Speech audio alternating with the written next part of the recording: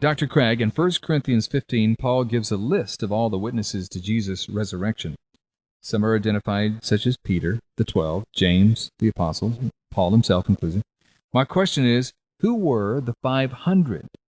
Paul said that there were 500 eyewitnesses to the resurrection.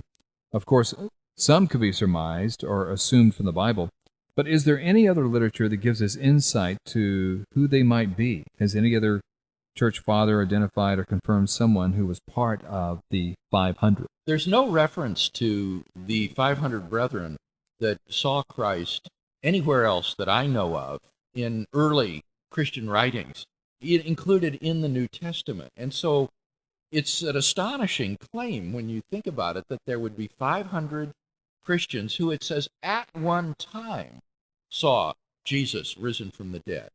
This is quite an astonishing claim, and one wonders, well, why don't we have a story of this incredible event anywhere else in the New Testament? And yet, Paul says that some of these people are still alive, though some have died, which shows that Paul knew who these people were. This wasn't just sort of a meaningless cipher on a list. Paul was aware of these people. He knew that some had died in the interim, but that many were still around and could be questioned about this. C.H. Dodd, the great New Testament scholar of Cambridge University, said that Paul is saying, in effect, the witnesses are there to be questioned if you want to go talk to them. So this appearance must have occurred. Paul knew the people who had seen it. So how does one explain what it is and when it occurred? Well, if you think about it, an appearance to 500 people at one time would have to occur out of doors. There wouldn't be any sort of auditorium or inner building in which this plausibly could have occurred. And that suggests that it probably took place in Galilee. We know that in Galilee, Jesus spoke to crowds of people that numbered sometimes in the thousands on the Galilean hillsides. And the gospel narratives tend to focus on the appearances in Jerusalem. And this may be why this appearance is not related in the Gospels, because they tend to leave out the Galilean appearances and focus on the Jerusalem traditions. But it is very intriguing, Kevin, to notice that in Matthew chapter 28, he does narrate an appearance in Galilee on a mountaintop. And one of the singular things about this mountaintop appearance in Matthew is that it is the only post-resurrection appearance which is by appointment. It says that the disciples went to the mountain which Jesus had appointed them to go to. All of the other appearances were spontaneous, unexpected appearances. But this was a rendezvous where Jesus had apparently arranged a time and a place at which he would meet the disciples in Galilee. And it's not at all implausible that others who had known Jesus during his lifetime would gather with them on the mountaintop to see this appearance of Jesus to them. And it's very interesting that it says that when Jesus appeared and came to them, that some doubted.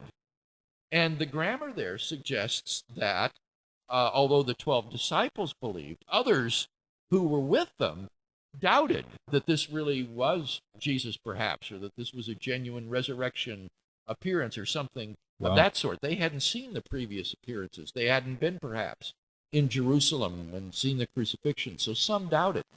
So that's suggestive that it could be that the mountaintop appearance related in Matthew 28 is the appearance to the 500 brethren that finds its way into this pre-Pauline tradition that is cited in 1 Corinthians 15. We have no way of knowing, but it's an interesting conjecture. Paul appeals to the 500, and he appeals to other eyewitnesses.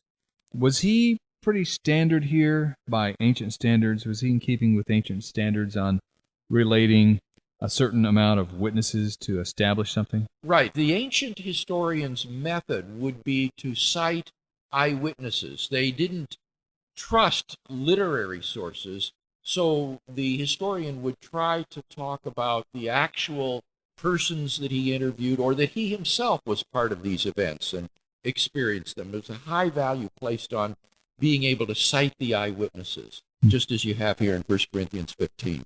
So my doctoral mentor, Wolfhard Pallenberg, says that what Paul is trying to do here in 1 Corinthians 15 is give a convincing historical proof by the standards of that time. Fascinating. 1 Corinthians 15, one of the longest chapters in the New Testament, and it is just, I call it a cheesecake chapter. It's got so much in it. It's a wonderful treatise, a separate little treatise on the resurrection. It's almost the New Testament in a nutshell. One more question about the 500. What kind of effect do you think that they had on the start of the church, this 500? Surely some of them were hanging around at Pentecost or maybe involved there? Well, it makes you wonder, but it's just impossible to know. Just conjecture? Because the early church was focused in Jerusalem. This was where the center was in Jerusalem. So these folks, if they were in Galilee, would have had to come to Jerusalem and perhaps stay there. And that's not at all impossible, but we just don't know for sure.